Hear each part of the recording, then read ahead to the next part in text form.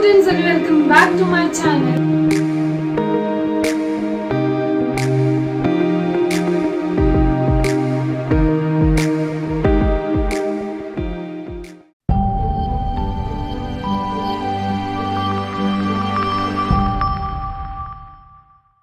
So nutrition can be broadly divided into two types, right? So here also the nutrition can be divided in the basic two parts, that is autotrophic and heterotrophic. Now, what do you mean by autotrophic? Autotrophic means the organisms which are capable of making their food themselves, right? So, autotrophic organisms just like plants, right? अगर कोई organisms खुद अपना खाना independently बना सकते हैं, those organisms are known as autotrophic, whereas those organisms which depend on some other means or some other organisms for their food are known as heterotrophic organisms, and their mode of nutrition is heterotrophic. तो autotrophic में usually we study about plants, right, कि वो खुद अपना खाना बनाते हैं through photosynthesis, है ना. सो ऑटोट्रॉफिक का मतलब समझ आ गया. Now the autotrophic can also be of two types depending कि वो खाना का सोर्स क्या है, वो फूड कहाँ से आ रहा है. ठीक है, तो यहाँ पर autotrophic can be of two types, that is photo autotrophic and chemo autotrophic.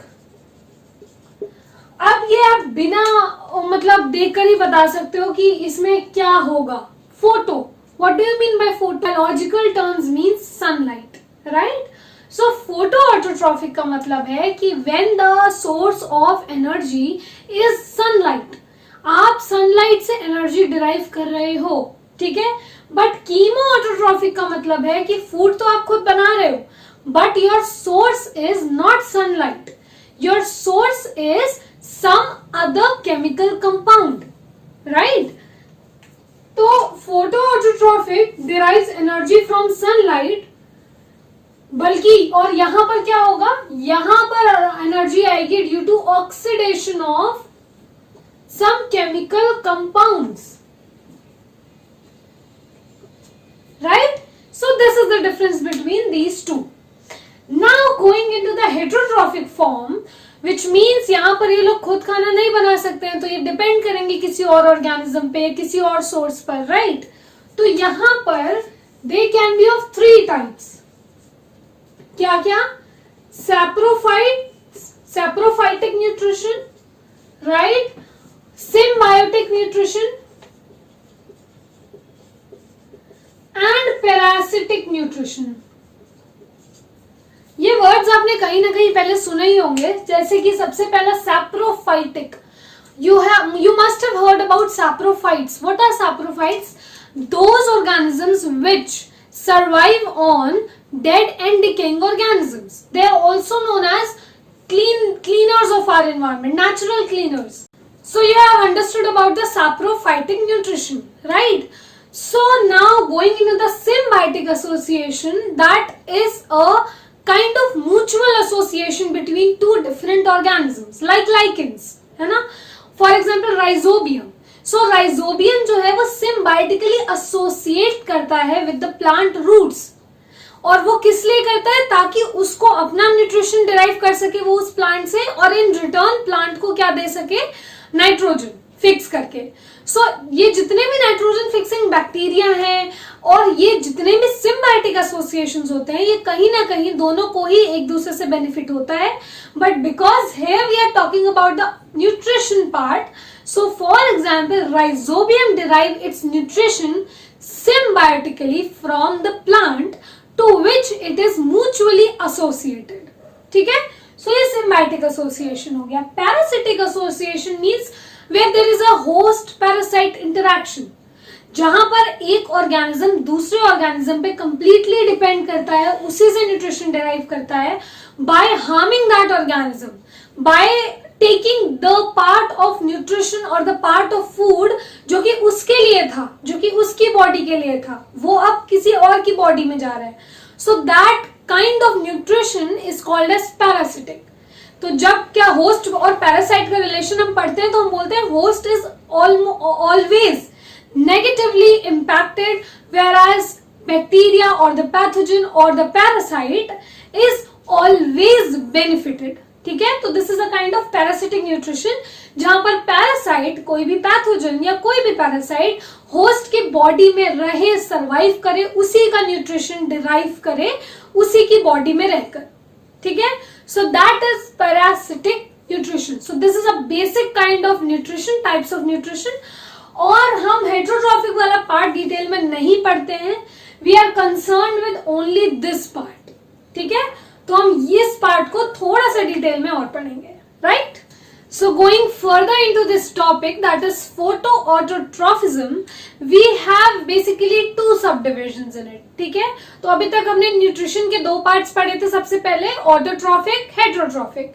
फिर ऑटोट्रॉफिक के हमने पढ़ा photo autotrophic and chemo autotrophic. ठीक है, so in that photo autotrophic का हम और फर्दर सब डिविजन पढ़ेंगे. हम कीमो ऑटोट्रॉफिक नहीं पढ़ने वाले हैं, ना ही हम हेट्रोट्रॉफिक पढ़ने वाले हैं. We are only concern with the photo autotrophic part. Right, so let's go. So photo autotrophism or photoautotrophic nutrition can be subdivided into 2 subparts. First one is photoautolithotrophic. Sounds like some chemical formula, right? Such a big name, but you have to remember. ठीक है, so photoautolithotrophic. Another one, photoautoorganotrophic. तो आप similarity देख रहे हो photo autotrophic दोनों में. It's just that बीच में लिथो यहाँ पे डाल दिया और इधर ऑर्गेनो डाल दिया, और वो भी ऐसे ही नहीं डाला है, उसका रीजन होता है. What is the reason behind that? यहाँ पर जो इलेक्ट्रॉन एंड हाइड्रोजन डोनर होगा ना, वो इनऑर्गेनिक होगा. So litho means inorganic, whereas यहां पर जो इलेक्ट्रॉन एंड प्रोटॉन डोनर होगा ना, that will be organic in nature. That's why the name photo auto organotrophic and photo auto lithotrophic. Get it? Now सबसे पहले, now these both of these will be divided into 2 types of bacteria, जो इसके अंदर हम पढ़ेंगे. ठीक है, या जो इसके अंदर इंक्लूड होते हैं. तो यहां पर फोटो ऑटोलिथोट्रॉफिक में we are concerned with 2 types of bacteria. First one is purple sulphur bacteria and another one is green sulphur bacteria. ठीक है, तो जब हम, आपको याद हो, हम जब कंपोनेंट्स वाले पार्ट में थे, जब हम पढ़ रहे थे इसके कंपोनेंट्स बैक्टीरिया के, तो वहां पे मैंने एक पॉइंट में बताया था कि पिगमेंट्स 2 टाइप के हो सकते हैं इसमें, बैक्टीरियो परप्यूरिन एंड बैक्टीरियो विरिडिन बोला था. वही सेम चीज अब यहाँ पे अप्लाई करनी है. अब हमें इन 2 टाइप्स के बैक्टीरिया के क्या पढ़ने हैं कि टाइप ऑफ पिगमेंट क्या प्रेजेंट है इनके अंदर. ठीक है, so purpose of the bacteria में the pigment present is bacteriopurpurin. मैंने बोला था अगर पर्पल सल्फर बैक्टीरिया है, पर्पल है ना, तो पिगमेंट विल बी परप्यूरिन. ठीक है, और ग्रीन सल्फर बैक्टीरिया में दूसरा पिगमेंट का नाम क्या होता है? Viridin. So bacterioviridin will be the pigment of green sulphur bacteria. Done. तो ये हो गया फर्स्ट थिंग. सेकेंड थिंग जो याद रखनी है वो ये याद रखनी है कि इन दोनों टाइप्स के बैक्टीरिया में what is the electron and proton donors. We know that it is organic in nature. That's why they are considered under this subdivision. But क्या है एक्चुअली वो इनऑर्गेनिक पार्ट भी क्या है? तो उसके लिए बैक्टीरियो परप्यूरिन और पर्पल सल्फर बैक्टीरिया में you have to remember the type of और the source of electron and proton is inorganic sulphur. So inorganic sulfur acts as electron and proton donor, right? Whereas in case of green sulfur bacteria, the source is H2S. So here H2S acts as electron and proton donor, whereas in case of purple sulfur bacteria, inorganic sulfur acts as the inorganic electron and proton donor. समझ गए? सो यहां पर ये वाला part हुआ photo auto lithotrophic, right? Now going into the photo auto organotrophic, same to sub divisions, but थोड़ा सा दिमाग लगाना, थोड़ा सा। यहां पे जब हम सल्फर बैक्टीरिया पढ़ रहे हैं, why we are studying here sulphur bacteria, because यहां पर electron and proton donor inorganic था, और आप देख रहे हो कहीं ना कहीं दोनों में ही सल्फर प्रेजेंट है और इनऑर्गेनिक सल्फर है। दैट मीन्स यहां पर हमने इसीलिए नाम दिया सल्फर बैक्टीरिया दोनों में, ठीक है? तो अब यहां पर तो सल्फर नहीं होगा ना प्रेजेंट, क्योंकि यहां पे तो डोनर्स होने ऑर्गेनिक, है ना? तो यहां पे उसी बैक्टीरिया का क्या नाम हो जाएगा? पिगमेंट चेंज नहीं होंगे, बैक्टीरिया का सोर्स चेंज होगा, उसका source of electron and proton source change होगा। दैट मीन्स यहां पे बैक्टीरिया का नाम होगा purple non-sulfur bacteria, and second one is green non-sulfur bacteria, ठीक है? Sorry for the handwriting, please bear it.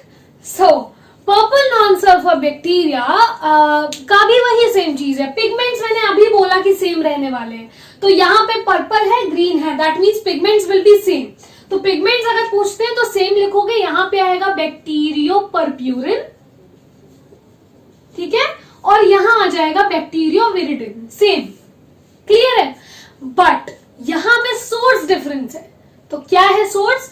Source here will be non sulphur, that's quite clear. Aliphatic means straight chain, not branched. So aliphatic organic compounds, तो कोई भी aliphatic non-sulfur organic compounds will be serving as source for electron and protons, right? So summarizing all of this, we can understood or we have understood that in nutrition दो type का था, autotrophic, heterotrophic. Autotrophic जो खुद खाना बना पा रहे थे, हेटरोट्रॉफिक जो नहीं बना पा रहे थे, दूसरों पे डिपेंड कर रहे थे। ऑटोट्रॉफिक में हमने फर्दर दो सब डिविजन्स पढ़े, photo autotrophic, chemo autotrophic. Photo autotrophic जो कि सनलाइट यूज करके फूड बना रहे हैं, कीमो ऑटोट्रॉफिक जो कि ऑक्सीडेशन ऑफ केमिकल कंपाउंड्स से अपना फूड बना रहे हैं, उससे एनर्जी डिराइव कर रहे हैं। Then among photoautotrophism we studied two more subdivisions, that is photoautolithotrophic, then photoautoorganotrophic. Litho here means the electron and proton donor will be inorganic, whereas organo means that will be organic. Now we have two different types of bacteria here, green sulfur bacteria, purple sulfur bacteria, green sulfur bacteria, having bacterioporphyrin, bacterioviridin pigments, right? And purple means purpurine. So ये याद करने का easy तरीका है कि purple है तो बैक्टीरियोपर्प्यूरिन pigment है, और दूसरा वाला विरिडीन है। ऑल्सो यहाँ पे जो मेन पॉइंट आता है वो पिगमेंट्स का नहीं आता है, यहाँ पे पिगमेंट्स दोनों में सेम है, just the name is sulphur sulphur, here non sulphur because of the source of electron and protons, ठीक है? तो यहाँ पे इलेक्ट्रॉन एंड प्रोटॉन का सोर्स क्या है? इनऑर्गेनिक सल्फर, एंड यहाँ पे H2S हाइड्रोजन सल्फाइड। यहाँ पे non sulphur aliphatic organic compounds will be serving as your electron and proton donors, clear? So the part what is remaining is the example part, ठीक है? So the examples here are very important. कई बार ऐसे आया हुआ है कि directly आपको नाम दे देंगे और पूछ लेंगे कि ये कौन से टाइप का बैक्टीरिया है या इसका source of electron and proton क्या है। तो आप तभी बता सकते हो जब आपको पता होगी वो किस सब डिविजन में पढ़ रहा है ना? सबसे पहले ना ग्रीन वाले याद कर लो, ठीक है? सबसे पहले क्या करना है, we have purple sulphur, green sulphur, purple non sulphur, green non sulphur. हमें अभी सिर्फ पर्पल ग्रीन याद रखना है, ठीक है? नाउ दिस पर्पल वाला पार्ट जो है वो अभी छोड़ देते हैं, अभी हम सिर्फ ग्रीन वाला देखते हैं, ठीक है? सो ग्रीन वाले का नाम कुछ क्लोरो समथिंग से स्टार्ट होना चाहिए आइडियली, वो याद रखो। ग्रीन सल्फर का जो एग्जाम्पल पढ़ोगे वो पढ़ोगे क्लोरोबियम, ठीक है। और इसीलिए बैक्टीरियोविरिडिन को we also call it as chlorobium chlorophyll, याद आया। सो क्लोरोबियम क्लोरोफिल हम इसीलिए बैक्टीरियोविरिडिन को बोलते हैं। सो ग्रीन सल्फर बैक्टीरिया का एग्जाम्पल है क्लोरोबियम। ग्रीन नॉन सल्फर का अगर एग्जाम्पल पूछते हैं ना तो क्या दे दोगे, समथिंग स्टार्टिंग विथ क्लो, तो दैट्स वाई इसका होता है क्लोरोनिमा, ठीक है। तो यहां पर क्लोरोबियम क्लोरोनिमा, तो ये ग्रीन ग्रीन वाले सॉर्टेड, ठीक है। अब बचे पर्पल पर्पल। सो पर्पल में सबसे पहला जो है पर्पल सल्फर बैक्टीरिया, इसका एग्जाम्पल होता है थायोस्पिरिलम, ठीक है। सो थायोस्पिरिलम। एंड पर्पल नॉन सल्फर का एग्जाम्पल होता है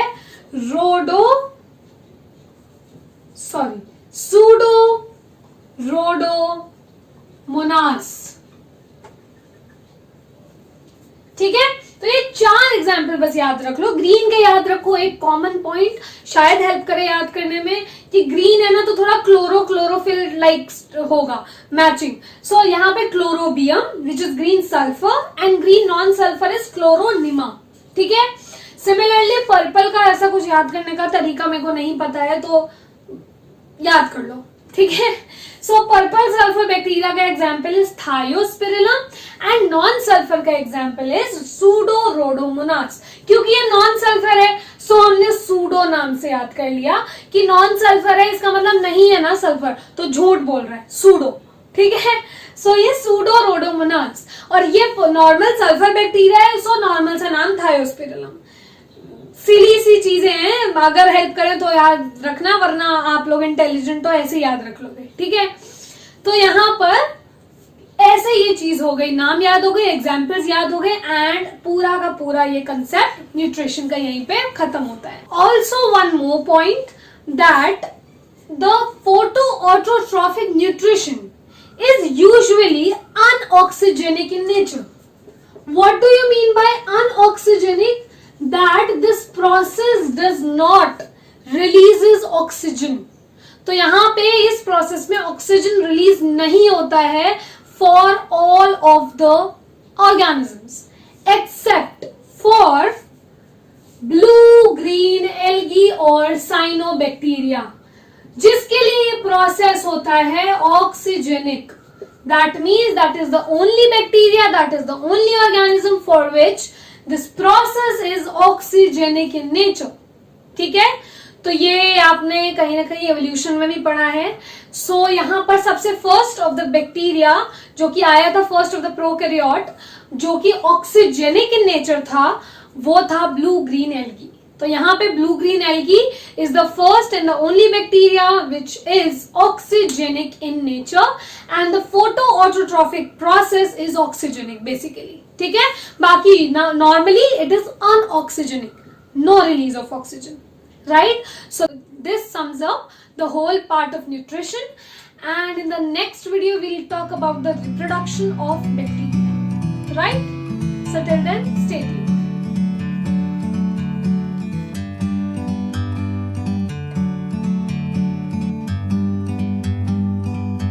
Like a bird on a tree, I'm just sitting